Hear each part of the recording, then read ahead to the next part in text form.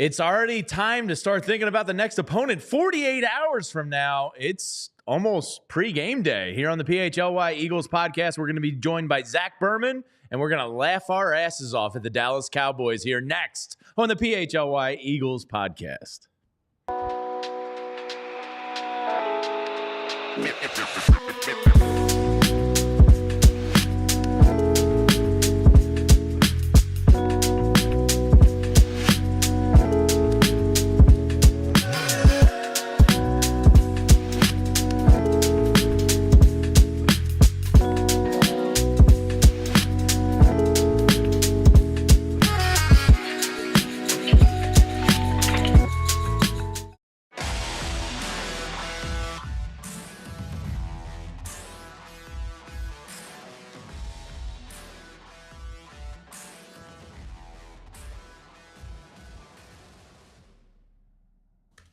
Hello, everyone. Welcome into a Tuesday edition.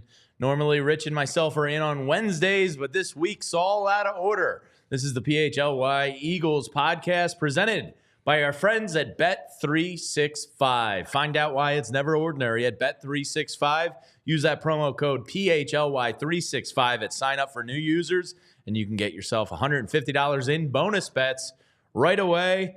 Rich, one of the great things about Bet365 is they have early payout offers in the NFL, and the Eagles would have fallen into that category on Sunday. Had you bet the Eagles, you would have gotten cashed out there right on the spot in the third quarter because that was kind of a laugher, feet up, and enjoy the day on Sunday.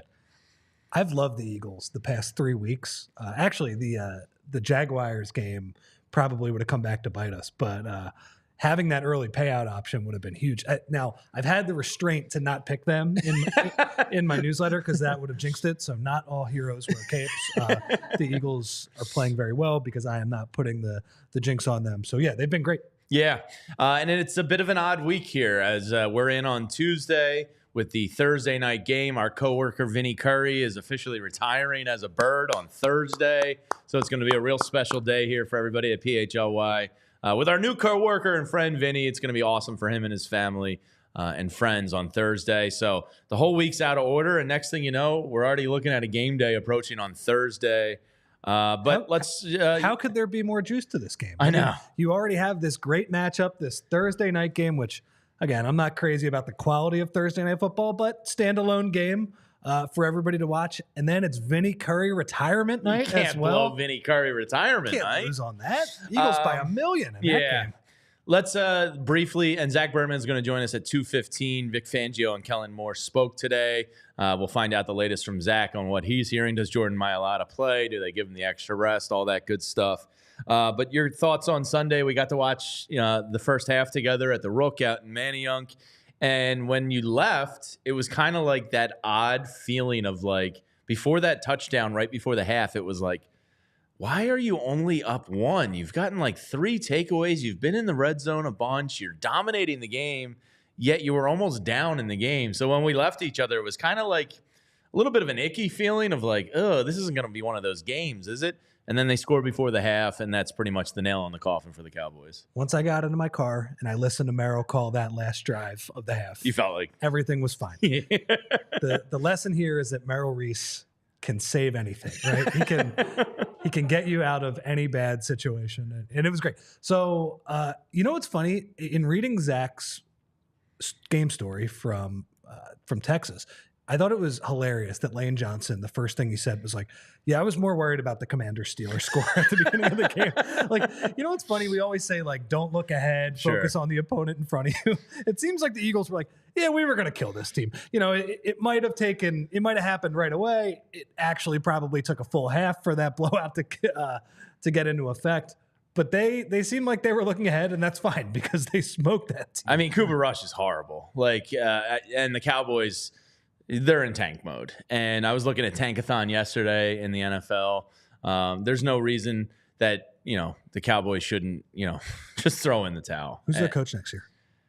I mean, does Jerry Jones have the balls to bring in a Bill Belichick or a Mike Vrabel, like that alpha male type, or does he want more of like that, retread coach? I'm sure he's going to want Ben Johnson, but Ben Johnson wants $15 million, according to reports offseason. I don't think Jerry's going to pay that. but you'd have to think he's going to be desperate enough at this point to want to talk to Belichick, right? What about Deion Sanders? Well, if they get Shedeur Sanders, which they probably can't because Dak Prescott's getting paid all the money, dumb bastards. Yeah, I mean, especially if Shedeur is a part of it. Anyway, it was great to like watch. If you're a high draft pick and you have a chance to take Shedeur, I know you're paying Dak, and like it's not my salary cap to figure out. But if you could get Shedeur, you know Deion would probably want to follow him, and he's got the tie-in with the Cowboys. I think Jerry Jones. I mean, Mike McCarthy was a retread. Sometimes, he seems to like those guys. Sometimes these owners, though, but when they make the hire and it doesn't actually work out, they want to go with the opposite. And Deion Sanders is pretty much the polar opposite of Mike McCarthy in every single way. And it's funny, right? Like it's been Eagles Cowboys for most of the past 7-8 years at the top of this division, and now it's Eagles Washington. Zach had a great tweet. The Eagles and Washington play twice a year, but it's rare for a game to have this type of juice. The last time that both teams had records more than one game above 500 entering the game, November 26th, 2000. Wow. Donovan McNabb, year 2 of the Eagles, year 1 of him starting full-time. He also noted that Mike Mamula had a sack for the Eagles in that game. Love that. I did not know that. And Skip Hicks was the leading rusher for Washington. The one thing I do remember from that game, Jamie, Donovan McNabb had an incredible juke. I believe it was on, the guy's name was Mark Carrier, the defensive back. That's great work by you. He ran like crazy. You're anyway. A good like random knowledge. Sure. Yeah. My memory's bad in a lot of like normal but you pull ways. out some random stuff sometimes. Yeah. Like when my girlfriend tells me to like clean the apartment and I just forget about that. That might get screwed up, but I do remember that Mark Carrier got juked by Donovan McNabb on November 26th, the important 2000. stuff here. Yeah. The important stuff. So. It is wild. So you mentioned that, and I went to college in D.C., and one of my like best friends from college, his grandmother had, DC, I don't even want to say the old team name, DC season tickets for like a lifetime. And as broke college kids, the Reds, well, I almost said it. The DC football team, they sucked, and, he always got her tickets. So we started an annual tradition where he would always take us to the toilet bowl that was FedEx Field every single year. And 4 of us go, we're like best friends from college, and we call it the annual. So I've been to 16 games at FedEx crazy. Field, like combined between the Lincoln FedEx Field. The majority of them are at FedEx Field. So probably like 12 or 13 at FedEx Field of Eagles Redskins. And the weird thing, man. Yeah. So like, no, you let it drop. You let the R word drop. Oh, I did? Yeah. Damn, I was trying to be good. You know what that reminded me of? I remember listening to an Eagles broadcast. I was driving to my friend's house and I had WIP on before the game, and Eskin let that drop. And he was talking to Merrill, and Merrill goes, "It's the Commanders, Howard. It's the Commanders." It was awesome. and Eskin wouldn't let it go, and Merrill wouldn't let it go either. Commanders. Anyway, you just let it drop. Yes, because so it's fun. for 13 years I did go to that game. Yeah. So anyway, it's something I have firsthand knowledge with. And the weird thing about this series, from taking my friend to some reciprocal games at the Link, the DC football team, the Commanders, always seem to play well in Philadelphia. Yes, they do. And Philadelphia always just dominates FedEx Field. So it's like an inverse home field advantage in this series. The Cowboys, yeah, you're right. They're dead. And Jayden Daniels is kind of the future here. Jalen Hurts is the best quarterback in the division. I don't think anybody can really dispute that. I mean, Jayden Daniels at the end of the season can, it's a different conversation, but he's still 10 games into a career. So I don't think you can crown him ahead of Jalen Hurts now. But if you're projecting forward in the NFC East, Rich, Jalen Hurts and Jayden Daniels, like, this is going to be steel on steel. This is going to be a great divisional rivalry for a while. Yeah.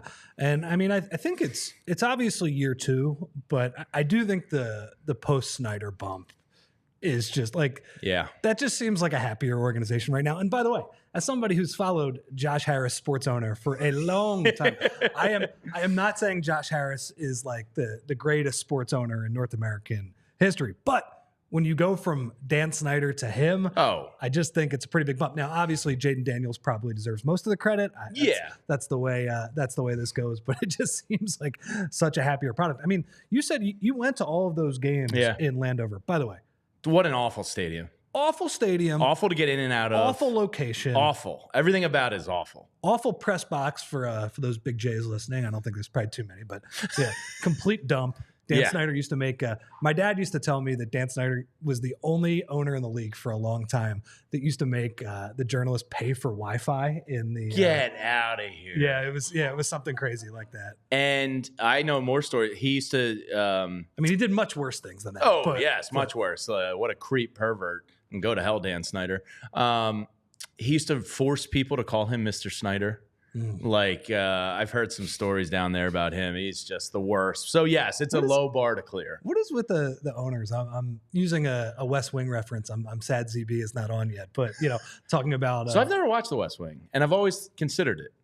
Are you telling me this is a must do? Yeah, I mean, well, look, I think Zach really needs to give. Okay, Zach can push me over the 1 yard line here. But I don't know. I like it. It's okay.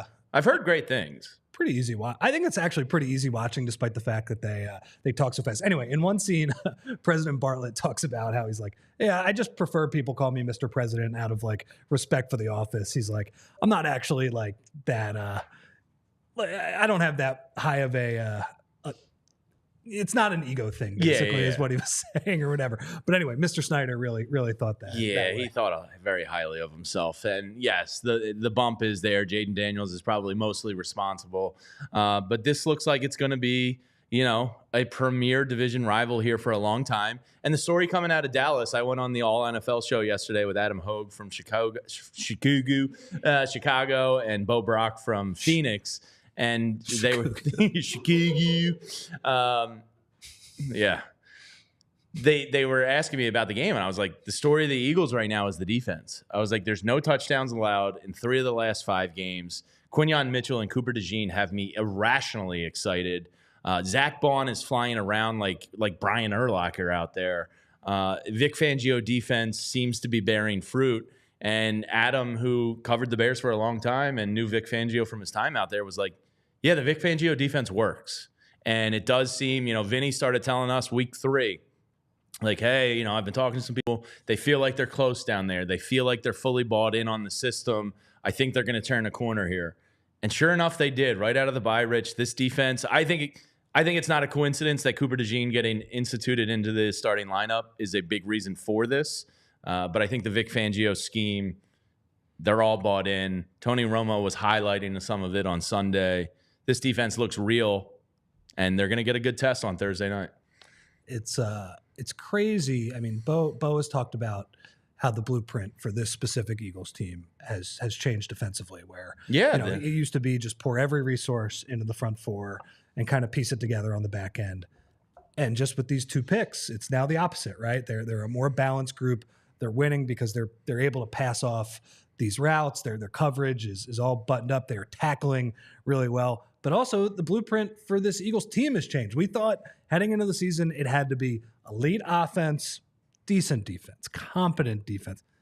I mean, the defense is better than the offense right now. Yes, they are second in the NFL in points per game behind the Chargers. It's awesome. Yes, the defense is bordering on elite. Now, look, in fairness, and we're going to get to Zack Burman, so we got to take care of some business here momentarily. In fairness to them, there have been some dreadful quarterback play. I mean, Cooper Rush, Daniel Jones, like some of these guys just straight up stink. Cooper Rush, we were cracking up watching that. Dude, he's so bad. Some of those throws, where were they going?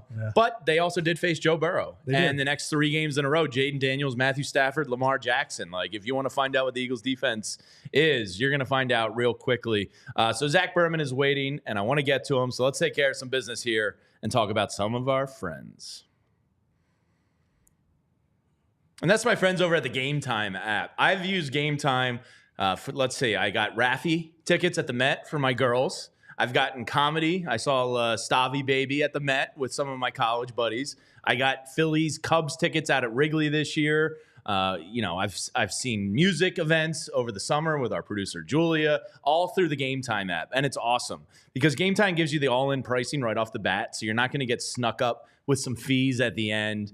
They have a best price guarantee. They'll match 110% of the difference if you find a cheaper ticket elsewhere. It's image of your seat views, all the stuff you want, plus the best customer service in the ticketing business. So use the Game Time app. You can look at Game Time Picks, where they do flash deals to save more on your favorite events, whether it's concert, sports, comedy, theater, whatever. All-in pricing, lowest price guarantee, and the most flexible customer service in the ticketing industry. So take the guesswork out of buying tickets with Game Time. Download the Game Time app, create an account, and use code PHLY for $20 off your first purchase. Terms apply. Again, just create an account and redeem code PHLY for $20 off. Download Game Time today. What time is it? Game time. And Jamie, we have talked about this off camera, but I'm just not that handyman. And so what do you got to do? You got to call a handyman. And I imagine many of our listeners are in that same boat as well. That is why I want to tell you about Ace Hardware Home Services. No matter what issue you have, leaky pipe, air conditioning, a faucet that has just not been fixed over the last year, the people at Ace have you covered. It's not just equipment anymore. They will fix everything for you. From plumbing to heating and cooling, they've got trusted pros to keep your home humming all year long. Ace Hardware Home Services. They are bringing you a helpful home, the helpful you love, from the store now to your front door. Ace brings experience. They're local plumbers and techs that handle everything from repairs and seasonal maintenance to installations and upgrades. They bring understanding, they listen to your goals, and the job isn't completed until you're satisfied. They bring helpful to your home. Visit Ace Hardware Home Services online at www.acehardwarehomeservices.com to get you started on your next project. All right, this is the PHLY Eagles Podcast presented by Bet365, and I've already made him wait 90 seconds more than I told him over text message today, and that's on me. I know, and he hates that Bo does it to him, but I think we get a little leeway here, Rich. Let's welcome him in from the NovaCare Center. Zack Burman joins us. Well, in a second, he will join us from the other side. The other side. But Kellen Moore and Vic Fangio. There he is. Hello, Zack. Hey, it's worth the wait, guys. Good to see you. It looks sunny in the room today compared to your normal lighting. Did they get some Jerry World glass panes in this room? What's going on? It looks bright in there. Yeah, so I took notes from my visit to AT&T Stadium down in Texas, and I realized that there's actually shades here, and I can open the shades that have natural light come in. So when I say windowless room, I always thought it was windowless. And then I was here one time last week waiting to come on a show, and I'm like, oh, wow, there's light. And then I realized when I was covering the Eagles-Cowboys game that you can actually open shades, right? And so then so now in the spirit of Jerry Jones, I'm going to let the light shine in. Wow, I kind of want to like deep dive how you didn't notice there was a window there for weeks upon weeks. How familiar with this room are you? I've been coming in this room for about 8 years. And you just noticed the window? And I just noticed the window. I mean, typically, yeah, I just noticed the window. I gotta say, I've been coming into this room, and it's always closed. The window's always closed here. And I've been coming in this room for when I'm on I've spoken to players, family members, coaches, like on the phone. This is like a studio space in the Eagles Media Center, and I've been coming up here ever since they constructed. I've done hits here for I can't tell you how many shows, and I never realized that right here there is a window that has shades. Zack, that window is enormous. Yeah. Were you just so locked in on whatever hits you were doing, whatever writing you were doing? Locked in at all times. Locked in, right? You have a conversation. I remember I was in this room one time doing a story. I was speaking to Kyle Long ahead of an Eagles-Bears game in 2017.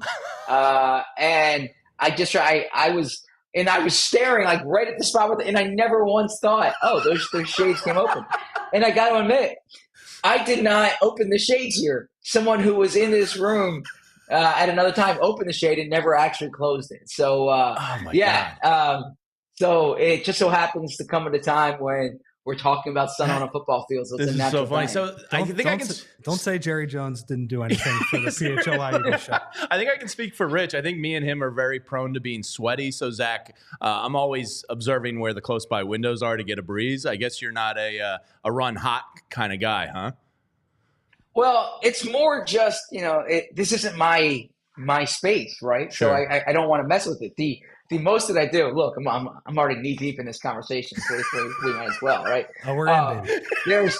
There are lights here, okay, and so sometimes I actually plug in the lights to have kind of the professional look here, but I never realized that there was the window there. So big. Yeah. I hope Bo's watching right now. All right, I guess we have some Eagles to talk too. about. I could talk about Windowgate for the rest of the bit here, Zach. All right, Kellen Moore, Vic Fangio spoke. We'll get to them in 1 second. I guess the pressing question on the X and O standpoint for Thursday is Jordan Mailata trending towards playing, or is this just the practice window and he'll get 10 extra days rest? No, so I would be surprised.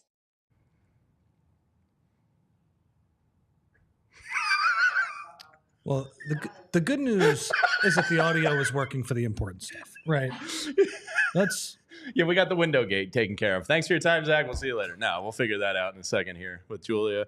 Oh, God, he did. He gave up on the headphones when he saw it was failing. Yeah, we're gonna try and reconnect there with Zach. Look. The window gate got too hot. Part was great quality. It was moving the computer around. It was, yeah. That would be rich. Like, we have some pretty massive windows in here. That window was half the size of this. Imagine not knowing that there was a window 3 feet to your right. I have been in that room, I think, twice before. And I think the first thing I noticed was that window. When you walk through the door, the window is right there. Huge. Yeah. Like, you're looking at it. It's not hidden. Yeah. That might be my favorite Zach hit I've ever done. That is tremendous. So we'll try to circle back with Zach, but he's logging back in right now. I think Zach was about to say Jordan Mailata is not going to play Thursday. It sounded like he was trending towards not playing, but we'll get the word on that. I love the idea of activating the 21-day window too. I'm picturing like Howie Roseman just pressing a big button, like boom, activate him. Yeah, But I would give him at this point. I think Fred Johnson's been efficient enough that you just give Jordan the extra 10 days because it is that soft tissue hamstring. Like, do you need him? Yes, but like, can you survive without him? I think also yes. So let's welcome Zach back in here. Zach, you can pick right up where you were finishing off there on Jordan Mailata. Yeah, sorry about that. I was blinded by the light that I forgot to charge my AirPods, right? So I heard what you said here, and I actually have a difference of opinion. And I've seen this school of thought elsewhere that the Eagles will have extra time to get Mailata ready for LA. I don't think you activate the practice window or exercise the practice window or open the practice window unless you think there's a good chance that he can play on Thursday night. And the reason for that is they're not actually practicing this week. They just have walkthroughs, and walkthroughs are essentially like glorified game plan. You know, it's you're going through your game planning. Matter of fact, I asked Nick Sirianni yesterday, like how they can ascertain Mailata's readiness without walkthroughs. Without practice in like only a walkthrough week. And he acknowledged that's a challenge with it, and they have to be creative. So the reason why you would activate a window or open a window 2 weeks, I open this window here, right? Open a window 2 weeks sooner is to get the guy practicing for a week. And then, he has kind of the week leading up to it. I personally think the Eagles open the practice window here to try to get Mailata ready to play on Thursday. I agree with you that Fred Johnson's done a respectable job. Sure. I think he's been great. I think that there's things they've had to do to compensate for him out there at times. And I think getting Mailata back would be huge. Now, I don't know how, the Washington edge rushers aren't elite. Poor Fred Johnson. He had this 4-week stretch where he's playing against like all pros every week, and then Mailata would go back in the lineup against like Dante Fowler, Lawrence Armstrong. But I think that I'm expecting, if I had to put the odds on it, I think there are greater odds that Mailata plays than doesn't play. I just think it's cool that the Eagles have been missing an awesome player at a premium position, and they've been able to win these games fairly easily. But I do agree with you, Zach. Like, obviously, getting Jordan Mailata back It's huge. Opens up the offense. I think Fran mentioned it yesterday that basically, they might not have to chip as much. They can do some other things with the offense. So, ZB, I looked at your Twitter timeline, and there are probably more pressing issues, but this one really stood out to me. Vic, here's what you tweeted. Vic Fangio said a big part of Jalen Hunt's increase in playing time was because Bryce Huff is playing with a cast on his thumb that keeps him to 4 fingers in games. So they're trying to limit Huff's early down snaps as a result. So I ask you for the second time in a few weeks, you buying that? So it's interesting. Vic volunteered that. And, I asked Vic why Jalen Hunt has earned more playing time or what he's done to earn more playing time. And he mentioned he mentioned Huff and the injury. So he could have taken that answer and just focused specifically on Hunt, but he mentioned the injury, and he kind of said that that Huff has 4 fingers like dangling off him when he's out there. So they're trying to limit him. This is what I don't know Vic Fangio well. I wish I knew him better. JPP was able to do it with 3 fingers. That's true. Like actually 3 fingers. But in my encounters with Vic Fangio, he doesn't BS you, right? I don't think he would say that about Huff if that wasn't a factor here. That said, I don't think that they're like I'm trying to figure out ways to play Huff more right now, right? And I do think they're trying to find ways to play Hunt more. I said this last week, and this was before Nick said it, and then I said it after Nick said it. The Eagles really like Huff. I'm sorry, Hunt and Huff. I'm confusing the two. The Eagles really like Hunt behind the scenes. I've been hearing that inside the building. I've been hearing that this is if you're looking for someone who's going to emerge in the second half, I've been hearing Jalen Hunt's name. So it doesn't surprise me that Jalen Hunt has earned more playing time. It did surprise me, as I talked about with you guys, or as I talked about with Bo and Fran pregame, that Hunt was taking the second team reps in the 5-man front. Yeah, just off the top of your head, Zach, do you remember the timeline last year of when Nolan Smith started to get a little more playing time? Could they be on similar-ish timelines where it's like week 11, 12, the rookie corner has been turned and they just start to play him more? Do you see like a similarity there, kind of comp-wise? Good point. Maybe so. Now, I think last year, if I'm being honest, I think Smith was a little behind, right? Okay. Or I don't know if I would frame it behind. I don't know if Smith was showing. Well, it's a first-round pick compared to a fourth-round pick. To your point, yeah. I don't know if Smith was. I thought Smith should have been pushing for playing time a little more last year. I think Hunt has worked his way into this conversation. I thought this would be like a redshirt type year for Hunt, and it was pretty clear during the summer that he had more juice than that. ZB, you also mentioned that Kellen Moore talked about the sunlight. This probably is more of a pet issue for me because I was watching that game and I just was like, look, I am not a Jalen Hurts apologist. It looks like he legitimately can't see. And then obviously you get the play later on where CeeDee Lamb watches a touchdown just whiz right by his ear. So I brought this up yesterday to our Dallas counterpart, Clarence Hill, and he kind of scoffed at it and was like, because I made a joke that like Jalen Hurts was blinded, and those were like not necessarily Dallas Cowboys sacks. They were kind of like blinded, like I can't see my receiver sacks. And he kind of scoffed at it and was like, no, that's the Cowboys defense. I think there's some truth to it. Yeah, it's interesting that, Kellen Moore obviously spent, 8 years in Dallas as a player, as a coach. He says this has always been an issue and that he tried to plan accordingly. He tried to call the game accordingly. First quarter, they were going toward it. Second quarter, they were going away from it, right? And so he did acknowledge that it affected them out there. Now whether that was the result of the sacks, it's probably somewhere in the middle. I frankly wish I did more reporting on it the day of. I got to say, in 13 years going to Dallas, I was thinking about this this morning when Anthony asked me. I think I've only covered 3 day games there. Yeah, every game night. prime time. Yeah, I so did a ton of them for Sunday Night Football. Anytime Cowboys Eagles was a possibility for NBC to grab, they grabbed it. So a lot of those games were at night. Yeah, so I'm kind of embarrassed that I didn't catch on to it being an issue really until I got asked about it on the PHLY Eagles postgame show. And that's when I was like, oh, wow. And then, you started hearing more talk. Jalen didn't bring it up afterwards, but Kellen Moore did acknowledge that this is something that affects them. He said it affects both sides as well. And it's like, I get it. Like, you don't want to say, that's the classic loser excuse. The sun was in my eyes, those type of things. But I actually think it was in his That's eyes. the point I made to Clarence. I was like, look, the Cowboys are going to say it's an excuse because they're a loser organization. The Eagles aren't going to say that because Jalen. And Clarence's point was there are curtains there. They close them for the WWE events. They close them for concerts. But when it comes to the Cowboys, Jerry is a stubborn old man, and he will not close the windows. It's absolutely bonkers to me. Yeah, I'm seeing in the chat now. I probably deserve all the jokes that I just didn't notice the windows. Yes, probably true. I did notice there was a hole. I did notice I did notice there was a hole in the stadium. It's a good point.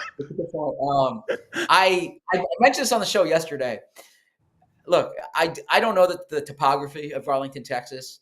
It befuddles me that they would build that stadium and like not account for you could build it. I imagine north south, yes. Right? I mean, there's a lot of I don't know some references, but I do know where the sun rises and the sun sets, right? So there's a way to avoid that, I would imagine, with the direction that the stadium is facing.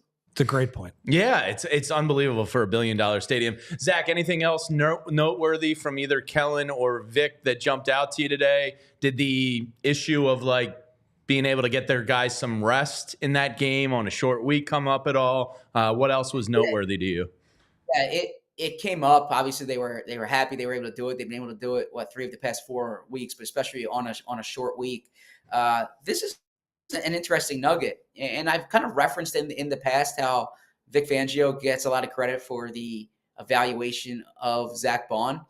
Fangio said that Bon's name first came up from Howie Roseman. Howie Roseman presented Bon to him, and it was as an edge rusher, as a backup edge rusher / special teams contributor, which was my understanding when they signed Zack Bon of how they were going to use him. And Fangio watched tape and said, no, he's an inside linebacker. So Fangio is the reason why Zack Bon's playing inside backer. And I asked Fangio, like, when a guy's playing at that level, what does that do for the defense? And he said from the beginning, defenses need good linebacker play. So, it's kind of what Eagles fans have been kind of pounding the table for the past however many years, that Fangio values this. Now, it was supposed to be Devin White out there, but it was – I'll give Fangio credit. From the first time I spoke to him and I asked him the question about inside linebackers back in May, the first name he mentioned back then was Zack Bon. And I was a little skeptical because I was kind of following the money. And I was like, well, you signed Devin White here. You spent a 3rd rounder on Nakobe Dean.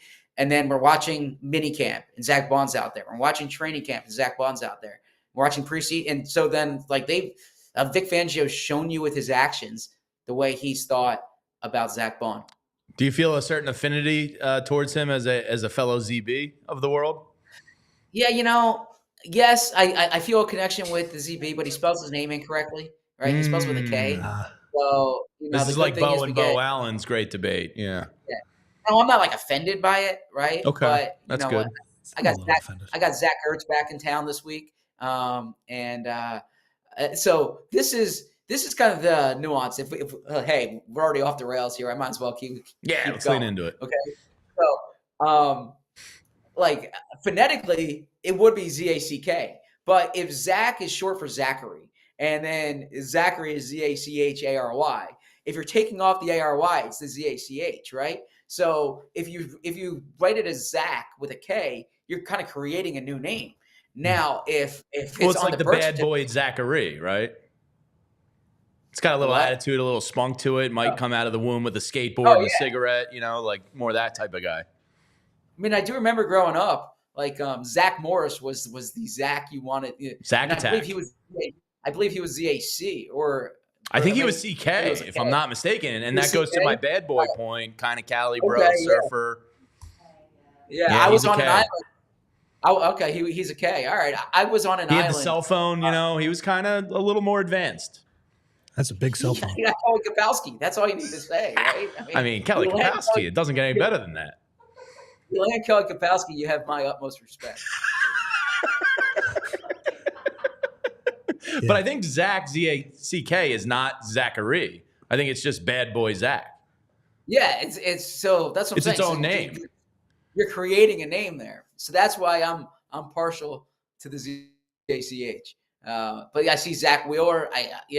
Look, I get it. I don't hold anything against the K's, but when I see Zach Ertz on Thursday, we might have like a Z-A-C-H now. Well, I think Z-A-C-Ks have to have facial hair. I think that's part of the requirement of being a CK.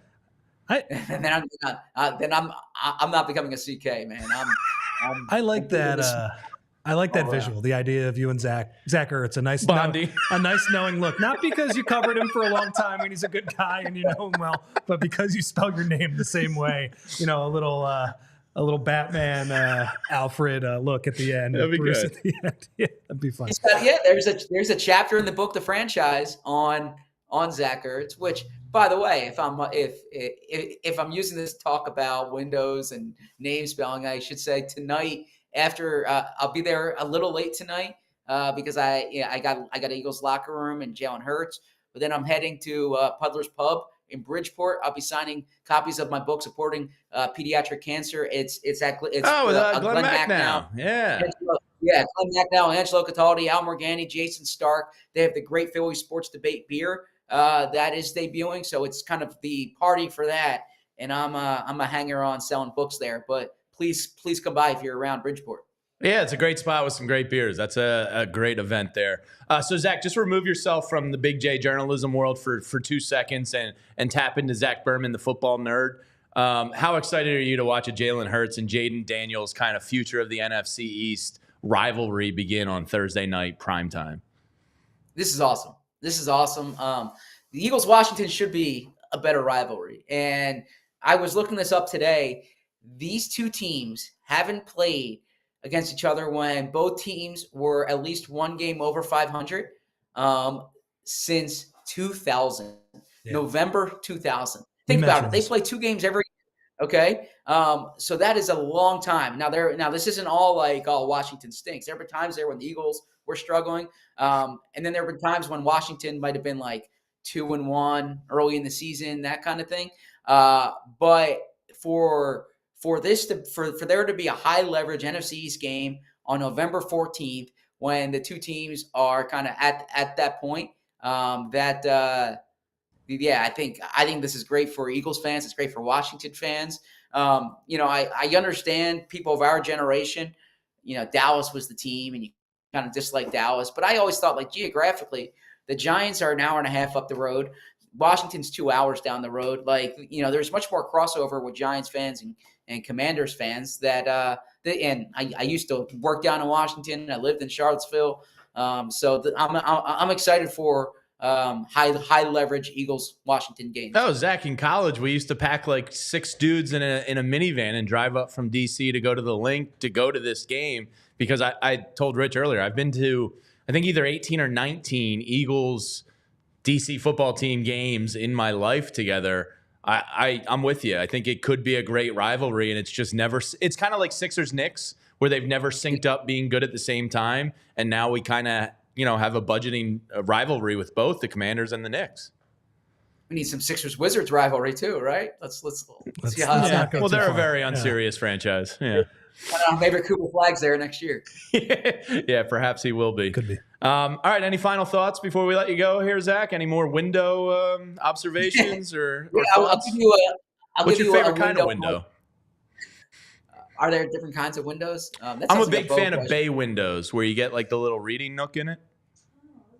Oh, okay. All right. Yeah. I see that. I'll go floor to ceiling.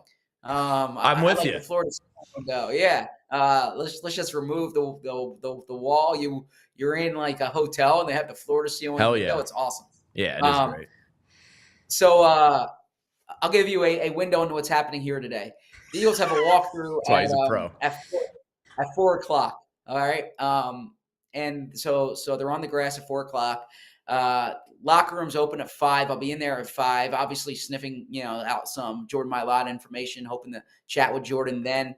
I'll see the latest with Devontae Smith, with Dallas Goedert, with Darius Slay. Jalen Hurts will talk during that period, so talk to Jalen. I'm looking forward to catching up with Jahan Dotson. This is obviously a big game there. There's the connection with, Brian Johnson was here last year with Jalen. He's down in Washington. So I'll be working the locker room, and then tomorrow I'll speak to Sirianni. We'll have coverage. Fran's got film reviews on allphly.com. I'm going to have a piece up. Les Bowen has a column coming. So make sure you check that for the latest. And I got to give, I know this was announced on the show the other day, but the Eagles sent out their official release about an hour ago that Vinny Curry officially retiring with the Eagles, as first broken on the PHLY show, as on the PHLY Eagles show. But, Jeffrey Lurie has a quote in there about Vinny that I tweeted out, and excited that Vinny's going to get the honor that he deserves on Thursday night. Yeah, it's going to be a really special night for Vinny and his family and the Eagles family. Vinny's the best. He spreads joy. Zach, I'm going to leave you with the conspiracy theory about Vic Fangio taking bullets for Howie Roseman today. I think he is up front and kind of an old school, and he says what he thinks. He also might be trying to cover for a disastrous free agent signing. Maybe, but he also kind of took all the credit for Zack Bon. So I don't know how much he's thinking about Howie's ego in this. Yeah, fair point. All right, you're the best, Zach. Appreciate everything today. Talk to you guys soon. All right, see you, buddy. Just a tour de force. I mean, what a hit. That was the best ZB I've ever seen. He's good every week, but that was unbelievable.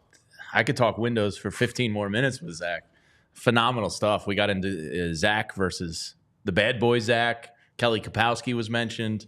Yeah, guy's a pro. Mm-hmm. All right, let's take a minute to talk about some of our friends here at PHLY.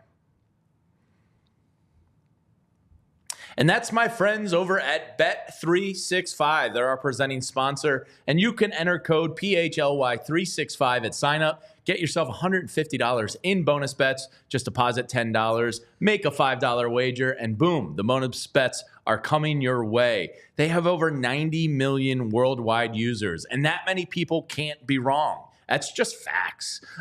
They stream over 780,000 events every year. They have the best early payout offers across sports betting, whether it's NBA, NFL, NHL, or Major League Baseball. Whatever your team's or the league's criteria is, if your team hits that live in game, cashed out right then and there on the spot, no questions asked. You don't even have to see the game finish to get your money. So make sure you're keeping your eyes peeled for our PHLY custom odds boost. We're going to be boosting up some Eagles parlays every single weekend. We've already hit a couple of those this year. We're going to be working on some Sixers and Flyers stuff as well. So keep your eyes peeled for the PHLY custom boost, and just use that code PHLY365 when you sign up.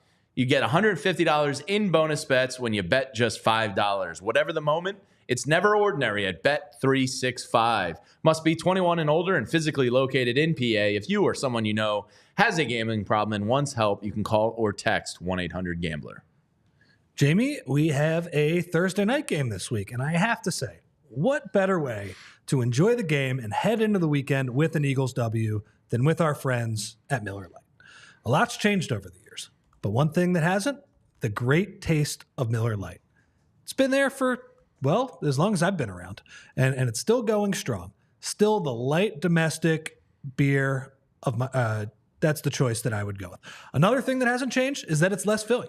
So what is the best thing about the original light beer? The best thing that I could say about Miller Lite, Jamie, and what I would say about any beer, is that it just goes down super smooth. It is only 96 calories, a beer that strips away everything you need and holds on to what matters most. Great taste, less filling. It is both. You don't have to choose what's best. Miller Lite has great taste and is less filling. Tastes like Miller time.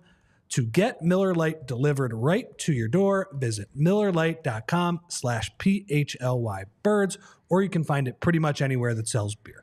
Celebrate responsibly. Miller Brewing Company, Milwaukee, Wisconsin. 96 calories per 12 ounces. Fewer calories and carbs than premium regular beer. All right. Now, there was some serious laughs there with Zack Burman. The window stuff was fantastic. But it did make me think of the Mike McCarthy picture that we have to get to. Let's just laugh at the Cowboys' expense because it's always fun. And, you know, they're down bad right now, Rich. We should do the honorable thing and let them grieve and just, you know, say it's a lost season already in week 10. But what's the fun in that? Let's kick them while they're down. We wouldn't be who we are if we let them slide. Now, I saw this picture yesterday on Twitter, and one, the way it went down, you know, doing the post-game show with Bo, Fran, and Vinny, we saw Jerry Jones doing the media scrum out in the tunnels, and he's saying, "Oh, the sun, the moon," you know, old man yelling, incoherent jibber jabber. An old man literally yelling at a cloud. Literally, where's the moon? Let's just knock it down. Yeah, that's exactly what people are saying, Jerry. No, how about you just close the bleeping curtains? It makes no sense. So at the same time Jerry's doing this, CeeDee Lamb is in the locker room telling media, yeah, I lost that touchdown in the sun. I couldn't see it for anything. So he's immediately getting contradicted by one of his players. Hilarious. One of his star players. His star players that he reluctantly played at the final hours. Reluctantly paid $1 billion at the final hour. So objectively hilarious the way that was going down. And then Mike McCarthy does his press conference yesterday, and I saw this picture on Twitter, and I had a good old-fashioned belly laugh at the irony of this. Mike McCarthy is doing his press conference, and they have to bring in a sun blocker to block out the sun for the head coach. That is hilarious. I need like 5,000 words on the architect that has built both the Cowboys stadium and their practice facility. I think that thing's called the Star, and in every way, I think it's the most state-of-the-art building. Yes. In maybe professional sports, it's amazing. It's got all these amenities. Obviously, it has all the things for fans to do. They bring fans on tours as their players are doing the bench press in the gym. But the one thing they don't seem to have is that they don't understand where the sun is coming from, how to deal with that. It might, like, look, everybody has their blind spot. And Sure. I guess, like ZB, the blind spot for these architects were the windows and the sun. Well, I mean, Zach loves floor-to-ceiling windows, and I guess the architects did too. And you would think you're spending $1 billion, you could at least get some, like, LED digitalized shades that could put something like the Star up or something. You hit the remote and it comes right down. You get a Tupac hologram light show in the windows, like whatever. Very, very hilarious that the sun is just wreaking havoc on the Cowboys stadium it is. So Julia put a poll up. Oh, all right. What's your favorite type of window? You can read that? Oh, man, I need to get back to the eye doctor. It's a little hard, but it looks like bay window is in the lead. I will say I'm not... Bay. I'm not sure that's a fair poll because I think some people are showing some support to our man there and backing him up. Okay. I love a bay window. Not that I would ever sit down and read, but the thought always crosses my mind. Like, that'd be a nice place to have a cup of coffee and read. See, I think we need to go out on the street in Philadelphia. And again, I know, pretty much everybody in the entire Delaware Valley is a sicko, but maybe asking them before if they've listened to the show and then polling them on the windows. I think that would be a better sample size. You know what I really want to do? I actually have a window renovation at home in mind. Our kitchen sink Julia's been to my house. The kitchen sink goes right out to the deck, and I have the grill right on the other side of the kitchen sink. And it's just, your traditional 1960s old school window. I want to change it into a sliding bar window so that you can pass out to the grill from the kitchen. I have big window dreams at home of my own. So this is the official window show of the Philadelphia Eagles.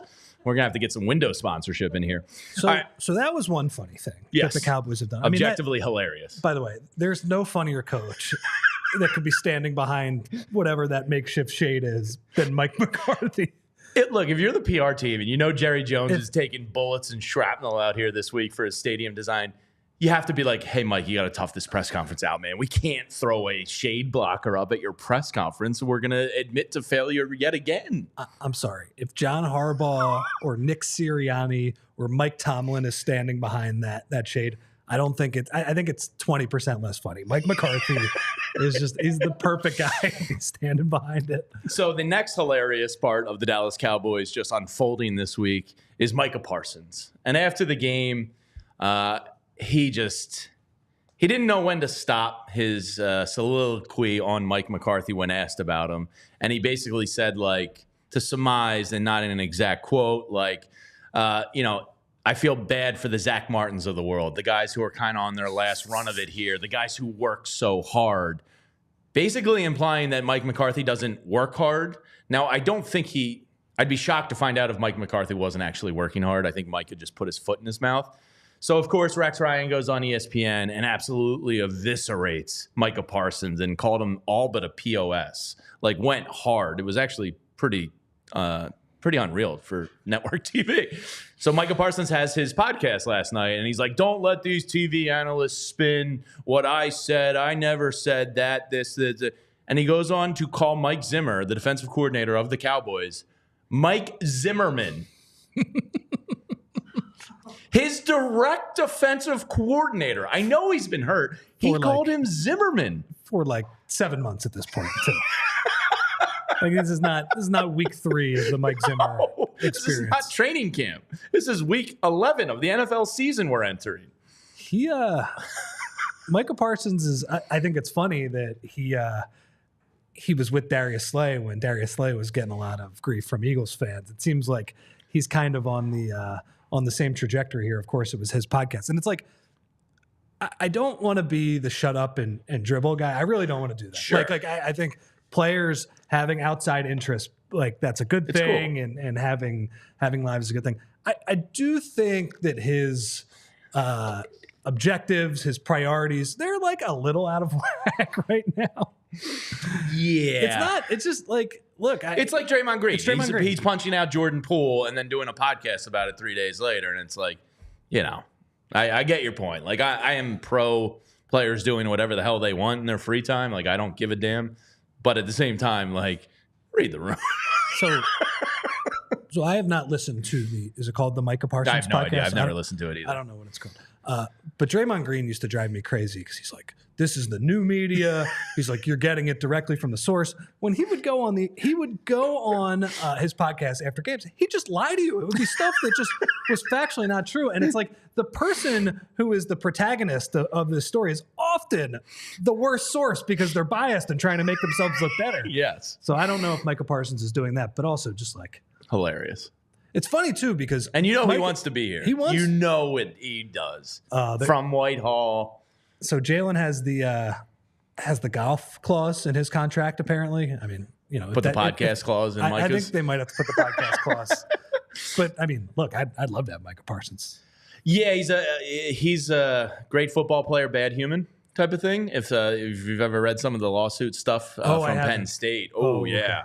Okay. There's some bad guy. Okay. But phenomenal player. So it's always fun to laugh at the Cowboys, especially when they're down. There was one other thing I wanted to point out because I was just looking on Cowboys Reddit. It's always fun to check the Reddits of teams that are struggling. And Jerry Jones said this on the radio. He said that this was from John Machota from The Athletic. He said that on Ezekiel Elliott, we're not living in the past with Zeke. That's it? Yeah.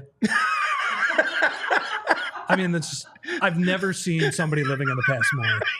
That is the most in the past signing I've ever seen. The fact that I know Rico Dowdle was there as well, but the fact that they got Dalvin Cook too. Don't forget. Yeah, throwing the medicine ball against the window. Yeah, marquee signing. Those national NFL reporters should just be embarrassed. Marquee edition, Dalvin Cook. Come on. From the agent's mouth. What are we doing? Yeah. Just because he's throwing a medicine ball against a wall. Yeah. I'm glad this turned into a Cowboys chuckle fest. It's always good to laugh at your rivals. But going into the season with Ezekiel Elliott, at least arguably as your top running back, is the definition of living in the past. Come on, man. That is an embarrassing move. Yeah. All right. As we get out of here, the playoff pictures are starting to take shape. And all of a sudden, it's week 11 in the NFL, Rich. And, Vinny always kind of said, like, once you get into the middle of November, Like, this is when you want to be playing your best ball. This is when you want to be preparing for playoff ball. You want to be firing on all cylinders. The Eagles certainly are. Yep. Had we had this conversation 6 weeks ago, if you asked me, are they a Super Bowl contender? I would have said, no, they're probably not. Now a lot has changed, and I do think they're right there behind the Lions. The Lions, really impressive win on Sunday night when Jared Goff throws 5 interceptions and you have no right to be in the game and you find a way to win it. They're good. CJ Stroud was lighting them up in the first half, and the Lions defense went out and went, all right, Jared Goff's not winning this game for us tonight. They held CJ Stroud and the Texans to 0 second half points, and they shut them down, and the Lions found a way to win. That could be one of those games you look back on, and it's like, damn, that was the catalyst to their Super Bowl run. So I think the Lions are in tier 1 by themselves. That would hurt if the Eagles at the end of the year, that's the difference between a bye and making Jared Goff come to the link in cold weather versus the opposite. And the Texans missed the field goal. Like, what was it, a 58-yarder they tried? So just brutal. So I want to do contenders or pretenders with you. But this is Super Bowl. I think your point is valid, though. Like, if there's only one team in the conference that is clearly better than you, I think you have to be a contender by definition. Absolutely. So the Lions, we both agree, contender. Eagles, contender. Yeah. I think they're absolutely a contender. 49ers, they get back Christian McCaffrey on Sunday. Brock Purdy had a really good game.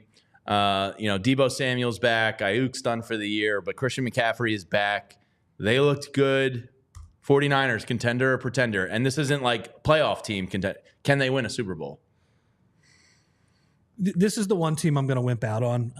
Give me a few more weeks. Their schedule is hard. They're Seattle, Green Bay, Buffalo. Then it gets a little easier, Chicago, Rams, but then Detroit and Arizona at the end as well.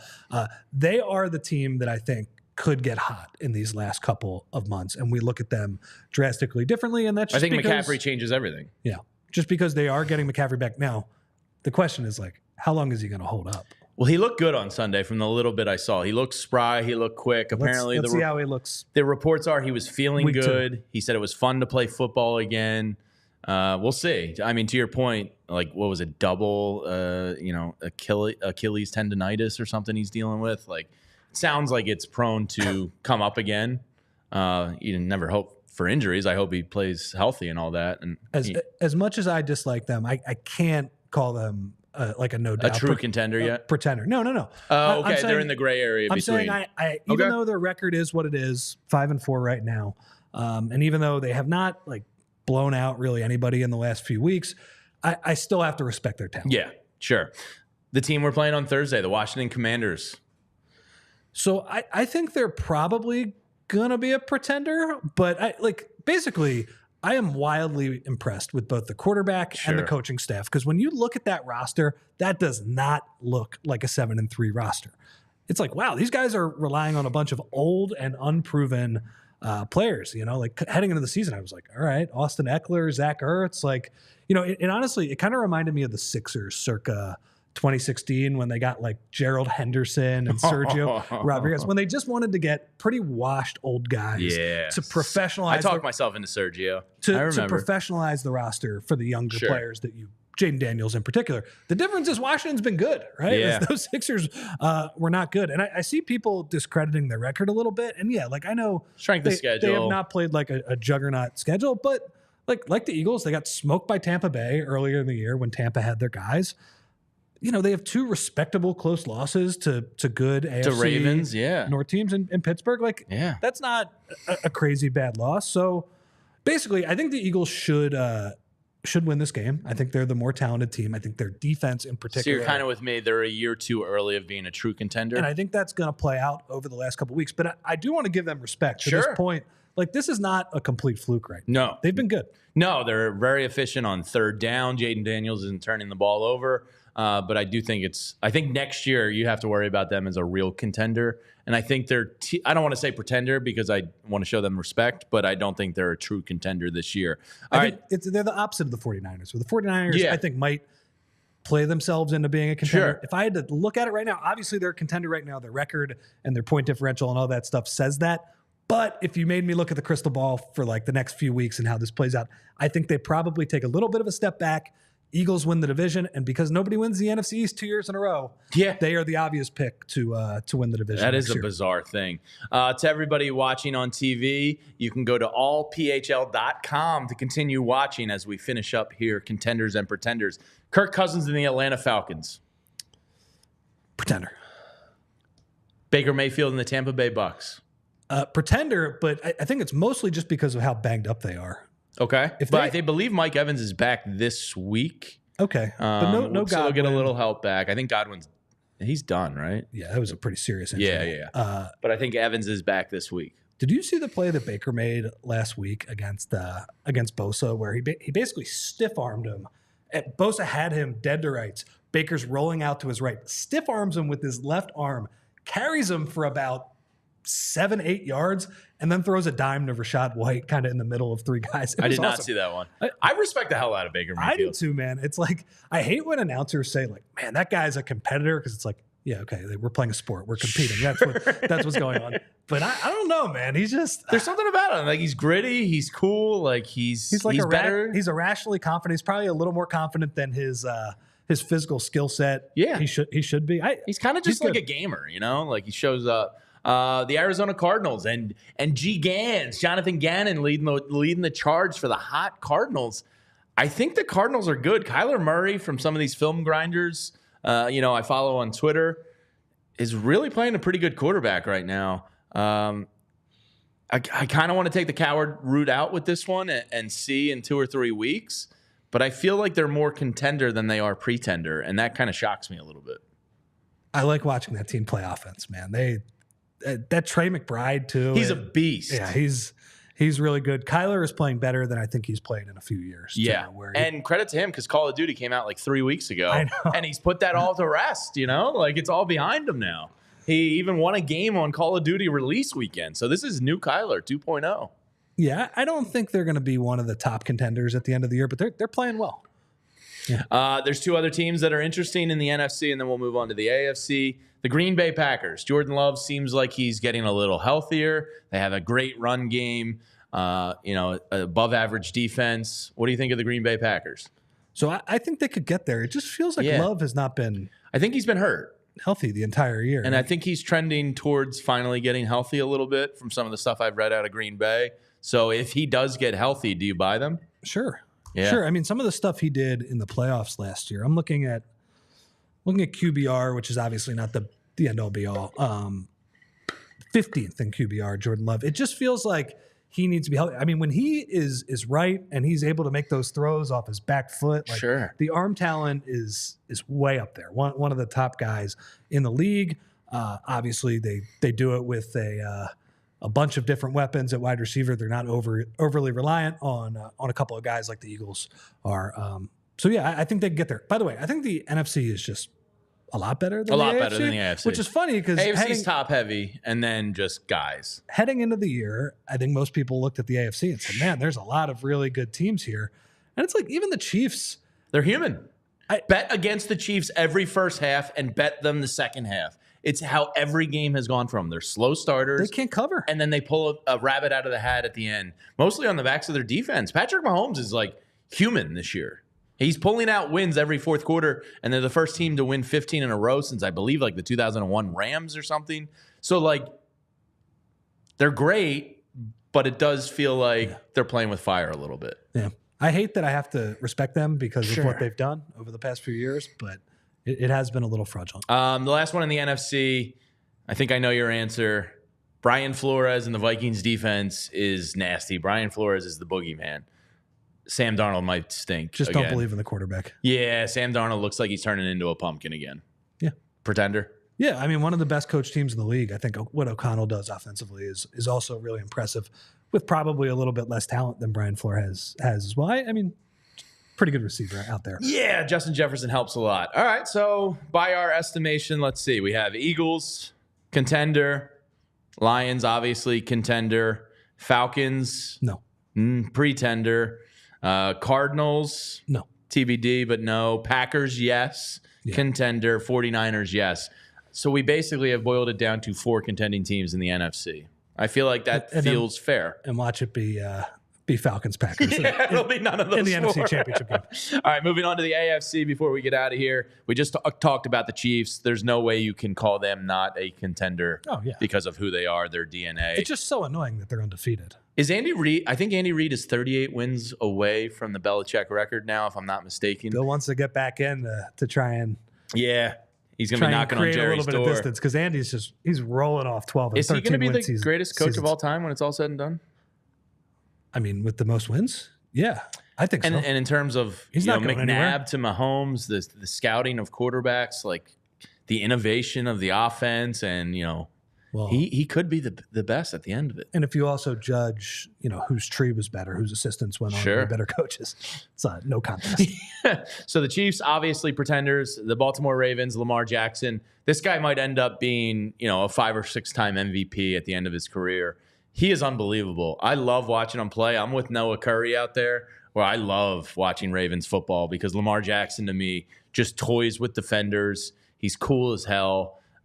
It's a fun watch almost every single time, and I love John Harbaugh. I think the Ravens are a lock contender. Sure, but part of the reason they're fun to watch is their defenses looked very fraudulent, particularly their pass defense. And the Kyle Hamilton injury. Some of the stuff Chase hurts. was doing to them last week, it's so crazy that as an Eagles fan, I watched that game and I was like, come on, where's the well? They don't have Quinyon Mitchell. Where's the connectivity on the back end? Come on, this is Pee-wee stuff here. You're like, Jamar Chase, fantastic player, but Quinyon Mitchell had him in prison. Yeah, but their offense is nasty, dynamic, and they can. And they just got Keaton Mitchell back, so now they have kind of like the Thunder and Lightning backfield. They're so explosive on the ground, but also Lamar is just making he makes these plays where he runs back 25 yards. The one on the sideline last Thursday night, sidelines, and it's just that's a play that nobody else in the league's even sniffing. Nobody. He's been great. And he waits, the way he toys with defenders, how he waits for them to get on them, and then just he hits the turbo button and he's just gone. And the player dives and they're like, oh, what the hell just happened? Yeah. It's really fun to watch. The San Diego Chargers, Jim Harbaugh. No. Pretender. Yeah. Justin Herbert's playing good football. They have a good defense. Too much Jalen Reagor on that team. Love it. Pittsburgh Steelers, Russell Wilson leading the division, actually ahead of the Baltimore Ravens in division standings. Are you buying the Pittsburgh Steelers? They have perhaps one of the best players in the NFL in TJ Watt. That guy is unbelievable. Contender or pretender? Pretender. I don't believe I don't believe in the quarterback. Okay. Yeah. I'm real desperate. I just picked him up in fantasy football because I have CJ Stroud, who is just a terrible fantasy quarterback this year.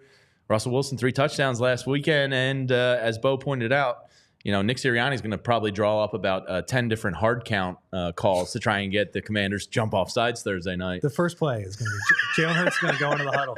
First and 10. All right, hard count on 1. Ready to break. So you're not buying them. Cincinnati Bengals? No. I think if they get in the playoffs, they could be. They're the best bad record team, right? Yeah, they lose every one-score game, and the Eagles are the only team that really blew them out. Joe Burrow might be playing the best outside of Lamar Jackson. I think Joe Burrow is probably second in the NFL in quarterback play this year. That Thursday night game was unbelievable. Last week was such a blast to watch. My buddy texted me at halftime. He's like, "Oh, this game sucks," and I was like, "Are we watching the same game? Lamar and Burrow are just slinging it out here. It hasn't really equated to points yet." Awesome. And then second half, just explosion. That game was awesome. And then a little sympathy shout out to our friends at DNVR. You buying the Broncos and Bo Nix? No. Okay, me either. Did you say the Bills? I'm buying the Bills too. And the Bills, yes. Obviously, the Bills are in there as a contender. So we have basically 4 teams we believe in the NFC, and Chiefs, Ravens, Bills in the AFC. It's a 7-team league. All right. And the Eagles are one of them, and that's all you can ask for entering Week 11 of the NFL season. It's good stuff ahead. Thank you to everybody. Julia, my eyes I can read it. Yeah. We have a winner for the windows. Oh, okay. all right. That's nice. important. Yeah, Bay window is the winner by it's 44%, floor to ceiling window 39%, sliding window 10%, and other 5%. Ooh. Floor to ceiling is nice. I started watching this show on Apple TV with Sacha Baron Cohen, and is it Cate Blanchett? No. Who is it? One of those old-timey English great actresses. I'm really blanking. One of them. Yeah, one of them. And the kitchen is is floor to ceiling and then ceiling glass. And I'm so envious of it every time I watch it. It's revolutionizing the window game. Zack Burman, what a pro. So that's going to do it for us here at the PHLY Eagles show. Thank you to everybody for hanging out in here. If you want to hit that thumbs up button on your way out of here, we'd surely appreciate it. We love you all. You can spend your time anywhere, but you spend it with us, and we're very appreciative. For Julia, for Rich Hoffman, Jamie Lynch, short week here. We'll be back next Wednesday at our normal time, 2 o'clock next Wednesday, back on the normal week. Final thought, Rich. It's going to be great to have a weekend of just Eagles-free football. Thursday night games do kind of suck. I hate Monday night games.